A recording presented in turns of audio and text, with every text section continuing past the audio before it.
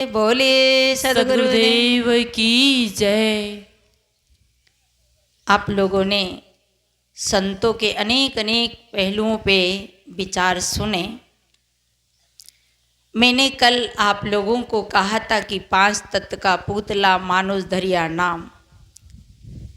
हमारी जिंदगी में 5 अवस्था आती है। पहला बचपन, दूसरी जवानी, तीसरा बुढ़ापा, चौथी विपत्ति और 5वीं मृत्यु। मृत्यु का नाम सुन के आदमी घबरा जाता है, पर ये ही कटु सत्य है कि अंतिम में मृत्यु आती है। तो पहला हमारा बचपन होता है। और बचपन कहाँ से शुरुआत होती है? बचपन की शुरुआत माँ की कोख से और माँ की गोद से होती है। हमारे जीवन की निर्माता गुरु माता पहले माँ होती है।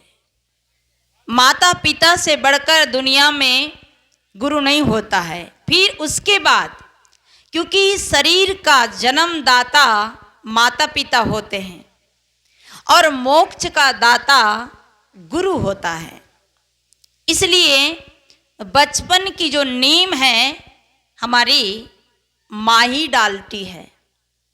किसी विदेशी विद्वान ने भारत के विद्वान से पूछा कि बच्चों में संस्कार कब से देना चाहिए?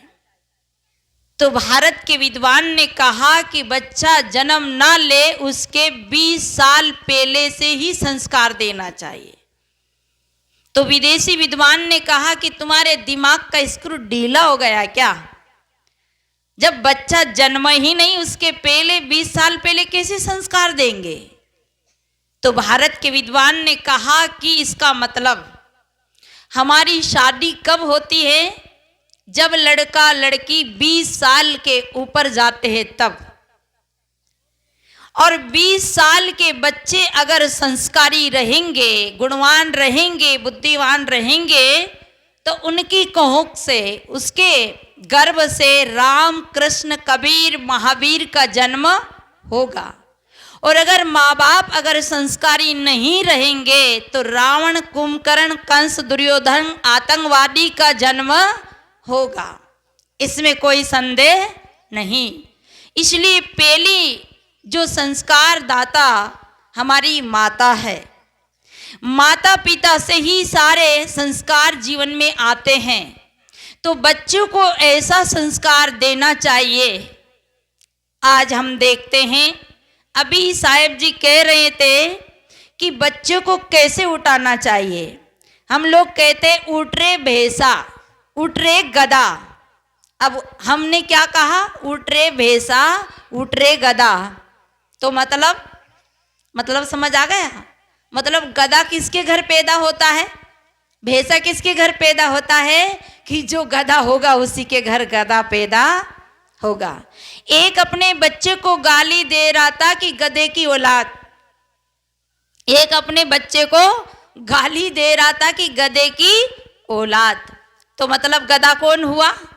बाप ही तो हुआ ना। जब बाप गधा तो फिर बेटा भी गधा। इसलिए हम बच्चों के साथ, बच्चों के सामने बड़े संभल के बोले। एक घर में कोई आया, उसने कहा कि बेटा जरा पूछो तुम्हारे पापा जी घर में हैं? तो बच्चा गया और पूछा कि मम्मी पापा जी है? पापा जी थे, पर मम्मी बोली कि कह दो पापा जी खेत गए। बच्चा आया और बच्चा ने कहा कि पापा जी घर में है, पर मम्मा ने कहा है कि पापा जी खेत गए। क्योंकि जो हम कहेंगे, जो हम बोलेंगे, वही हमारे बच्चे बोलते हैं। अच्छा ये बताओ, इंग्लिश सिखाने के स्कूल है। आजकल हम बच्चों को इंग्लिश मीडियम में पढ़ाते हैं। संस्कृत सिखाने का स्कूल है, संगीत सिखाने का स्कूल है, पर गाली सिखाने का भी स्कूल है? कोई आज तक अपने बच्चों को गाली सिखाने के लिए स्कूल में भर्ती नहीं किया। पर जितनी प्यारी गाली पापा देते हैं उससे भी ज़्यादा प्यारी गाली प्यारी में इसलिए कह रही उलट भाषा में। मतलब इतनी अच्छी गाली पापा देता है, उससे भी ज्यादा अच्छी गाली, वैसे गाली अच्छी नहीं होती है, उतनी सजा कर बच्चा भी गाली देता है। पिताजी कैसे गाली देते हैं? साला। अरे कल हम जब ट्रेन से आ रहे थे तो साहेब जी लेने गए, मैंने कहा साहेब जी आपको लेने नहीं आना था, किसी ड्राइवर को या किसी भैया को भेज देते, आप यहाँ के गुरु हैं और आपको हमें लेने आए तो इसे कोई कोई भगत को भेज देते हैं।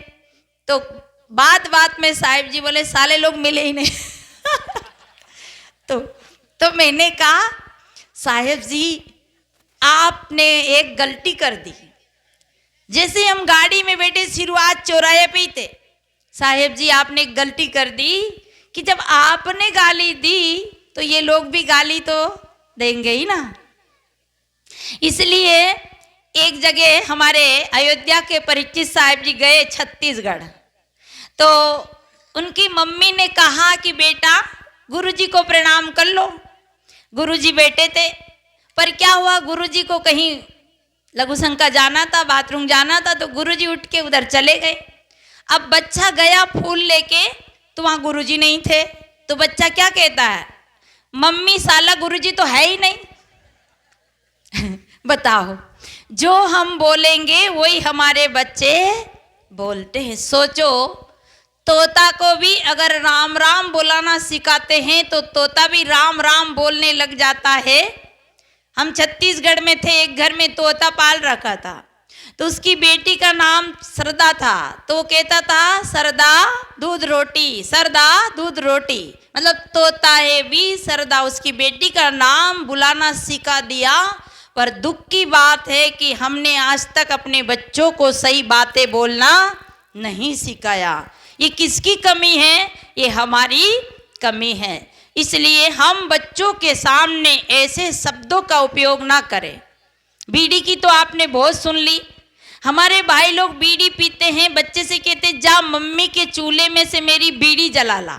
बच्चा सोचता है कि यार बीड़ी में बहुत आनंद है, पापा जी बड़े एक्टिंग करके पीते हैं, तो वो चूल्हे में जलाते जलाते फाटक की आड़ में 2 फूंक लेता है कि जैसे पापा जी ऐसे उंगलियां करके पीते हैं, पैर पे पैर धर के कुर्सी पे बैठ के पीते हैं, ऐसे ही बच्चा नकल करके वो वहां पीकर देख लेता है। जब बच्चा बहुत बिगड़ जाता है तो हम लोग क्या कहते हैं, कलयुगी बहू आ गई, इसने मेरे बेटे को बिगाड़ दिया, मेरा बेटा बहुत अच्छा था। ईमानदारी से बताओ, कलयुगी बहू कितने दिन पीछे आई? आपके पास में बच्चा 20 साल रहा और बहू 20 साल के बाद में आई, तो क्या 4-5 साल में बहू ने बच्चे को बिगाड़ दिया? अरे पहले ही आपने उसके अंदर बिगड़े संस्कार डाल दिया। इसलिए हमारा कर्तव्य है, हमारा धर्म है, हम अपने बच्चों को कितना अच्छा संस्कार दे सके। बच्चा रोता है तो हमारी माताएं क्या करती है, रोते हुए बच्चे को मोबाइल पकड़ा देती है, अपन काम में लगे और बच्चा मोबाइल लेके, और जब उसकी धीरे धीरे मोबाइल की इतनी आदत हो जाती है कि उसको मोबाइल छुड़ाओ तो छोड़ता नहीं। अरे बच्चा रोए तो रोने दो, रोने से दिल फिल्टर होता है, हंसने से भी दिल दिमाग फिल्टर होता है, और सोने से भी दिल दिमाग फिल्टर होता है। जवान हो जाएगा तो रो नहीं पाएगा और सो नहीं पाएगा तो हार्ट अटैक का शिकार बनेगा, क्योंकि वो बड़ा होके रो नहीं पाएगा, सो नहीं पाएगा। और ज़्यादा हमारे बच्चे रोते हैं तो हमारी माताएं कहती कि नज़र लग गई, इन्हें नज़र लग गई। मैं देखती हूँ कि आपके गांव के बच्चों को कभी भूल के नज़र लगने वाली नहीं है। उनको देखते हैं, नहीं तो आप ढंग से उन्हें कपड़ा पहनाते हो, ना उसकी ढंग से कंघी करते हो।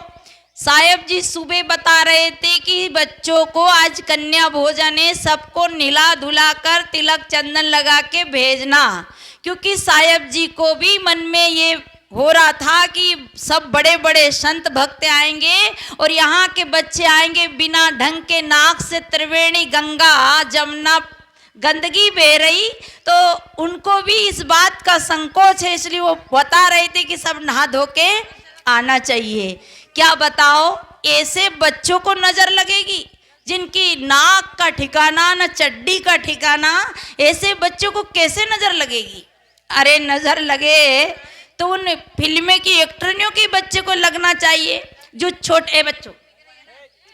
छोटे छोटे बच्चे कितना जोरदार डांस करते हैं, छोटे छोटे बच्चे कितना अच्छा एडवर्टाइज देते हैं सीरियल में, उनके बच्चे को नजर नहीं लगती।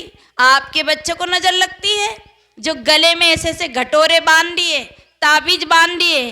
अरे आप मदालसा बनो, मदालसा, उनको लोरी में सुनाओ कि तू शुद्धबुद्ध आत्मा है, शुद्धो सी बुद्धो सी निरंजनो सी संसार माया परिवर्जतो सी संसार सपना तज मो निद्रा मदालसा वाक्य मुआचो पुत्रो। हे पुत्र, तू शुद्धबुद्ध आत्मा है, तू ज्ञान स्वरूप है, तू पवित्र है, पावन है, उसे निर्भय बनाओ। आज तक हमने भूत प्रेत देखा, परंतु हमारे बच्चे भूत प्रेत से डरते हैं। बेटा अमुक नदी में मत जाना, वहां भूत रहता है, अमुक झाड़ के नीचे मत जाना, वहां भूत रहता है। क्या आपने भूत देखा?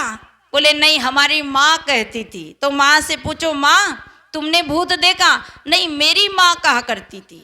और उससे पूछो कि मेरी दादी कहा करती थी। आज तक किसी ने देखा नहीं, पर इन बातों की खोटी चवन्नी चल गई।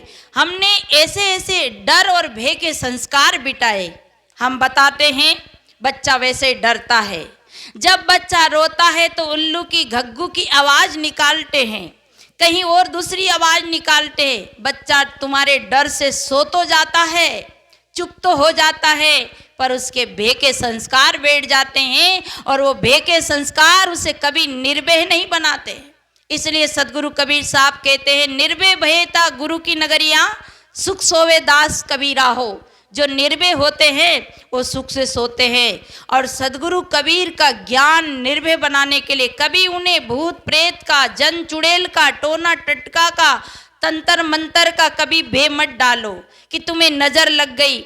नजर आपकी होना चाहिए, मेरा बच्चा कहाँ खेल रहा है, क्या खा रहा है, कैसे दोस्त मित्र बना रहा है, कैसे कपड़े पहन रखे हैं, आपकी नजर होना चाहिए। हम नजर से बहुत डरते हैं, इसलिए हमें ऐसी बातें बच्चों को नहीं बताना चाहिए। शमशान में बकरी जाती है, वहीं चरती है, वहीं लेंडी कर देती है, पर उनको है जो भूत नहीं लगता। गाय चरती है, वहीं बागोलती है, वहीं बैठ जाती है, वहीं गोबर कर देती है, उन्हें भूत नहीं लगता।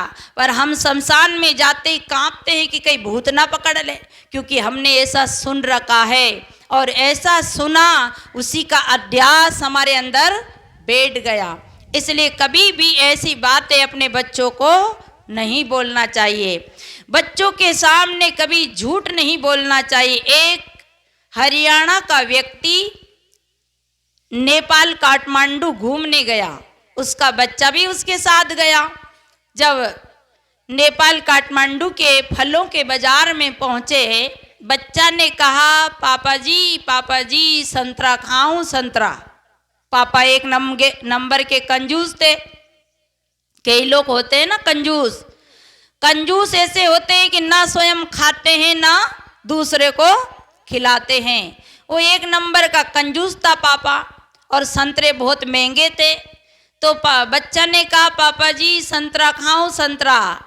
तो बाप बोला, बेटा यहाँ कहाँ संतरा है, संतरा तो अपने हरियाणा में मिलता है, नागपुर में मिलता है, दिल्ली में मिलता है। बच्चा बोला, ये क्या है? बोले, ये तो संतरी है, संतरी, और संतरी को कहीं खाया जावे। बच्चा ने बात मान ली, आगे बढ़े। केला की दुकान आई, बच्चा ने कहा, पापा जी केला खाऊं, केला। तो पापा फिर सोचा केला दिलाना पड़ेगा।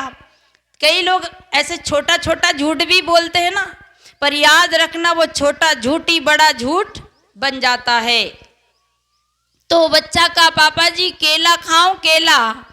तो बेटा बोला, पापा बोला, बेटा केला तो बुरहानपुर खंडवा भुसावल में मिलता है, दिल्ली में मिलता है, यहाँ कहाँ केला? तो ये क्या है? बोले, ये केली है, केली, और केली को कहीं खाया जावे? अब बच्चा का पैर ढीला हो गया, बच्चा चल नहीं रहा था। पापा जी ने कहा, दौड़ के आओ, पापा के पास आओ, मेरा बेटा पापा के पास आएगा। तो बच्चा क्या बोला, आप पापा नहीं हो, पापा तो दिल्ली में रहता है, पापा तो हरियाणा में रहता है, पापा तो पंजाब में रहता है, तो मैं कौन? आप पापा नहीं हो, आप तो पापी हो, पापी। तो बताओ किससे सुना? अपने पिता से सुना। इसलिए बच्चों को ऐसी बातें ना बताओ, बच्चों को एक लोटा जल और समस्या हल में ना लगा, उन्हें पढ़ाओ, स्कूल भेजो और उन्हें पूजा पाठ में समय बर्बाद ना कराओ। कोई आपकी पूजा पाठ से बच्चा विद्वान नहीं बन सकता जब तक वो पुरुषार्थ नहीं करेगा, मेहनत नहीं करेगा।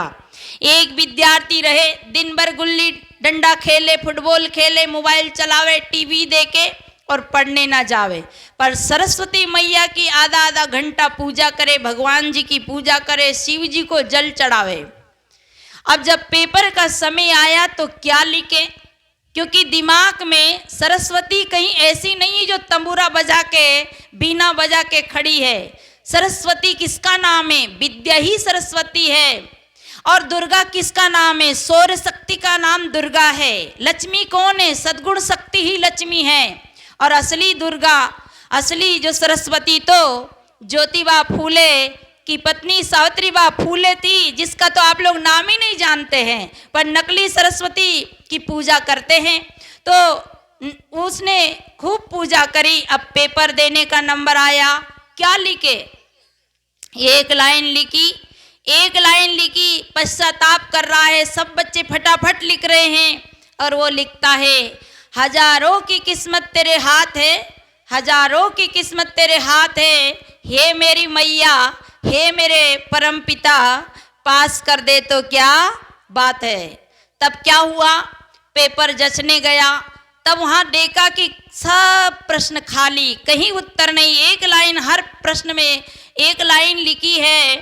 तब जांचने वाले ने लिख दिया, किताबों की ढेरी तेरे पास थी, किताबों की ढेरी तेरे पास थी रे मूर्ख, याद कर लेता तो क्या बात थी। इसलिए पुरुषार्थ करने की भी जरूरत है। सदगुरु कबीर कहते, करवैया बला अपनी छाड़ वीरानी आस, जाके आंगन नदियां बहे सो कस मारे प्यास। तो मैं निवेदन कर रही थी, पहली अवस्था हमारा बचपन है, दूसरी अवस्था है जवानी। जवानी में जोश रहता है पर होश नहीं रहता है, और जब होश आता है तब जोश खत्म हो जाता है। जीवन खत्म हुआ तो जीने का ढंग आया, बुझ गई सम्मा तो महफिल में रंग आया। मन की मशीनरी ने जब काम करना सीखा, हर एक पुर्जे में जंग आया। जवानी में हम 3 प्रकार के पुरुषार्थ कर सकते हैं, व्यवहारिक, पारमार्थिक, आध्यात्मिक और सिद्धांतिक। 4 प्रकार का पुरुषार्थ कर सकते हैं। जवानी में विद्या, कला, कौशल, बिजनेस, व्यापार कर सकते हैं। शुभ विचार करके दान, धर्म, सेवा जो भी कर सकते हो जवानी में कर सकते हैं। बुढ़ापा पे हो नहीं सकता, क्योंकि बुढ़ापा में सारी इंद्रियां शिथिल हो जाती है और सकल अकल दोनों ही बिगड़ जाती है। सकल बिगड़े सो बिगड़े, पर अकल भी बिगड़ जाती है। और बंदर जैसा चेहरा हो जाता है, दरवाजा पे बैठे रहते हैं तो बहुएं कहती कि बूढ़ो मरे भी नहीं, ये बुढ़ा मर जाता तो भला पाप कटता। इसलिए देखिए, बुढ़ापे में कुछ भी होने वाला नहीं है। तो जवानी में हम इतना पुरुषार्थ करें तो जवानी में जोश रहता है पर होश नहीं रहते। याद रखना, जितने भी पाप होते हैं वो जवानी में होते, बचपन में नहीं और बुढ़ापे में नहीं। जब हमें अच्छा अवसर मिलता है तब हम माँ बाप की सेवा भी नहीं कर पाते हैं, समाज की सेवा भी नहीं कर पाते हैं, अपनी दादागिरी में रहते हैं और अच्छे आए हुए पद का भी सदुपयोग नहीं कर पाते हैं। और फिर सब जब हमारा सब कुछ नष्ट हो जाता है तब पश्चाताप करते हैं। सदगुरु कबीर कहते, आचे दिन पीछे गया, गुरु से किया ना है, अब पछतावे क्या होवे, जब चिड़िया चुग गई खेत। फिर पछताने से कुछ होने वाला नहीं है। आप सबको पता है कि राजा दशरथ जी ने अपनी जवानी में एक बार मृगी मारने का काम किया था, और उस मृगी मारने का पाप, मैं रामायण नहीं सुनाऊंगी। एक समय सुन प्रिय सयानी, मृगिया की मेरे मन में आनी। जब राजा दशरथ जी के दिल में एक बार मृगी मारने की आई थी, कब? जवानी में। वो बाण किसके लगा था? वो बाण जो श्रवण कुमार के लगा था। मृगी मारने के धोखे में आदमी मरा था, और जो जवानी में रोज रोज मुर्गी मारे, मुर्गी, तो बताओ उसकी जिंदगी कैसे सुंदर बनेगी। आज जवानी में कई प्रकार का बिजनेस है, जिसको करके, मजदूरी करके हम अपनी रोजी रोटी चला सकते हैं। पर मछली फार्म, मुर्गी फार्म, अंडा बेच के क्या क्या करके अपना जीवन को चला रहे हैं। याद रखना, जवानी में जीते नहीं आया तो बुढ़ापा में पछताना पड़ेगा। और ज्यादा ना विस्तार करूं, तीसरी अवस्था आती है बुढ़ापा। बुढ़ापा में क्या होता है कि सब कुछ बेकार। इसे बूढ़े लोगों के लिए एक मंत्र, कौन कौन मंत्र लेना चाहते हैं? ऊंचा हाथ कर दो।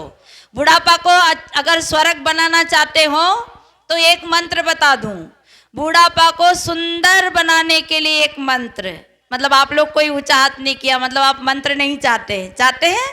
हाँ, तो एक मंत्र, कौन, लोन और मौन।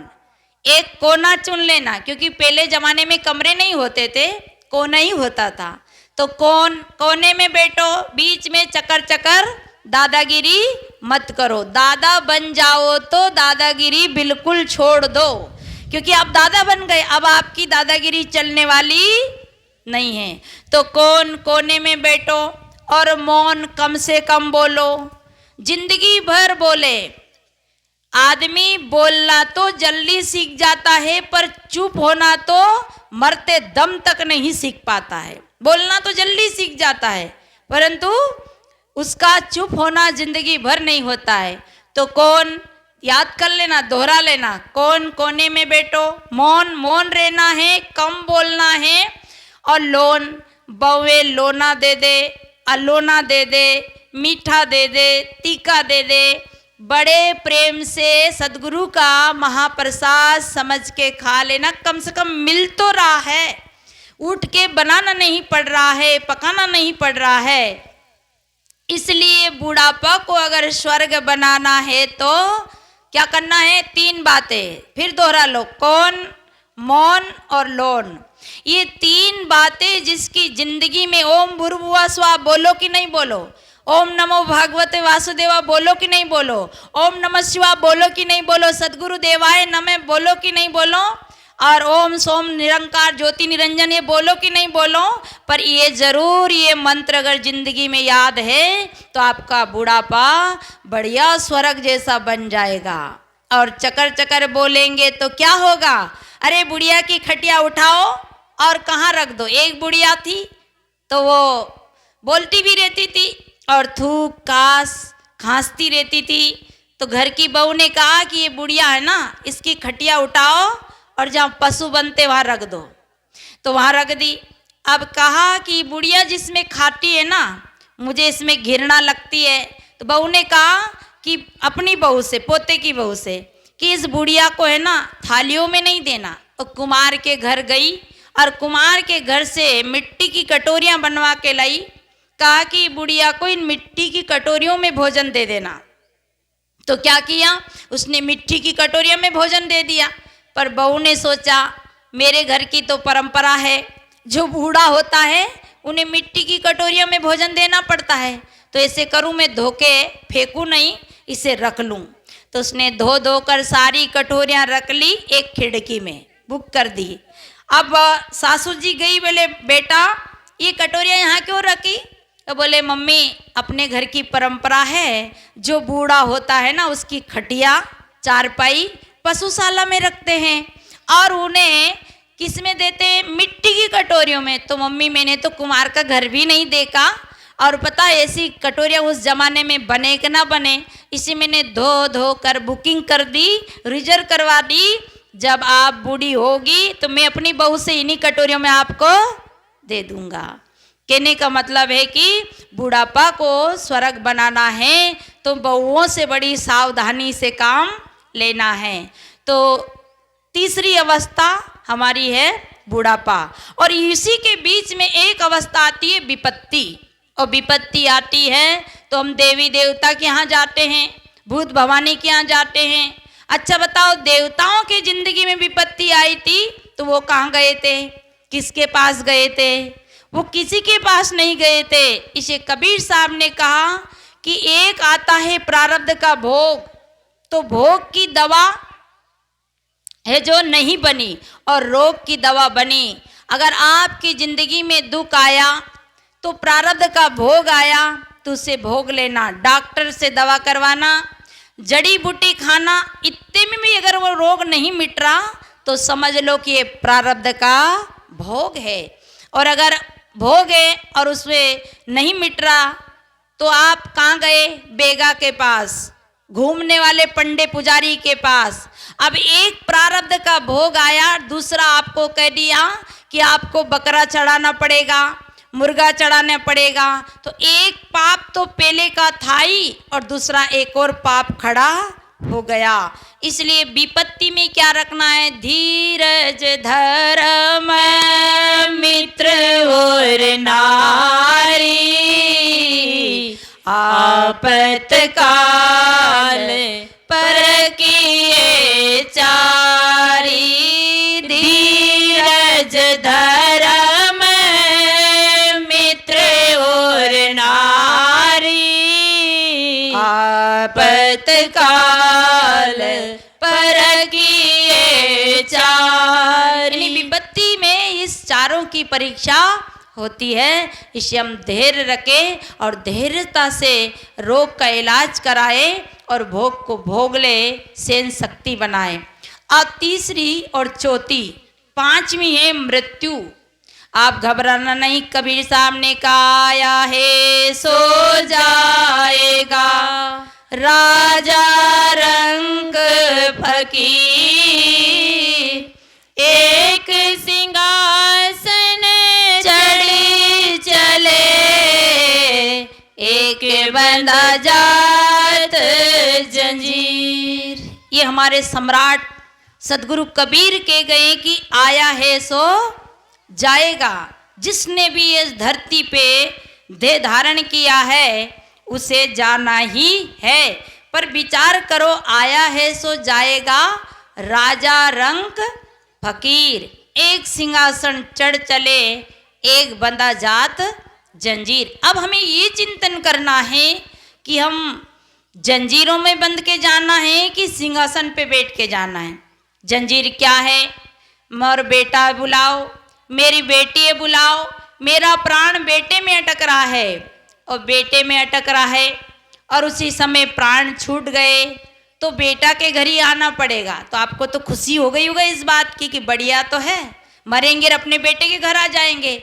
आ तो जाएंगे, पक्का है, क्योंकि कबीर साहब एक और साकी में कह रहे, माया मारी ना मन मरा, मर मर जावे शरीर, आशा तृष्णा ना भरी, के गए सब कबीर। हमारी आशा के अनुसार ही वही जन्म होगा। पर अगर जन्म तो हुआ, पर जन्म होने जैसी तैयारी नहीं किया, कुत्ता बन गए, बिल्ली बन गए, छिपकली बन गए और उन्हीं घर में जन्म ले लिया तो क्या जन्म लिया। इसलिए अगर हमारी आशा है तो वहीं जन्म लेना पड़ेगा। लेना तो पड़ेगा, पर कौन सी खानी में जाएंगे कोई पता नहीं। अच्छा ये बताओ, आप इसी गांव में जन्म लेना चाहते हैं? सबके मन में तो ये रहती, मेरे यही बेटा मिल जाए, यही पति मिल जाए, यही घर मिल जाए। पर ये बताओ तैयारी कैसी? जब हमारा एक बच्चा पढ़ाई शुरू करता है तो उसके अंदर एक लक्ष्य बनता है कि मुझे इंजीनियर बनना है, कि डॉक्टर बनना है, कि जज बनना है, और वो बचपन से लेके पूरी जवानी तक उस पढ़ाई को करता है। तब भी कभी कभी वो जो पद है उसे नहीं पा पाता है। फेल हो जाता है, तो बताओ हमारी कैसी तैयारी है? हम कैसे तैयारी कर रहे? क्या हमारे अंदर दया है, धर्म है? क्या हमारे अंदर विवेक है? हम शुभ कर्म कर रहे हैं, भक्ति कर रहे हैं? क्या हम किसी का धन तो नहीं हड़प रहे, चोरी बेईमानी तो नहीं कर रहे? याद रखना, अगर सिंहासन पे बैठना है तो ये जितने भी बुरे कर्म हैं उससे छोड़ करके अपने आत्म स्थिति में आना है, अपने स्वरूप में लौटना है। यही है सिंहासन। नहीं तो जंजीर, मेरा बेटा छूट गया, हाय मेरी बेटी छूट गई, तो ये जीव जंजीरों में बंधा हुआ जाता है, तड़प तड़प के जाता है। आया है सो जाएगा। याद रखना, नाश माने सो तो ना रहे, और अविनाशी का कभी नाश नहीं होता है। ये नाशवान शरीर रहने वाला नहीं, और अविनाशी जो है वो उसका कभी नाश होता नहीं।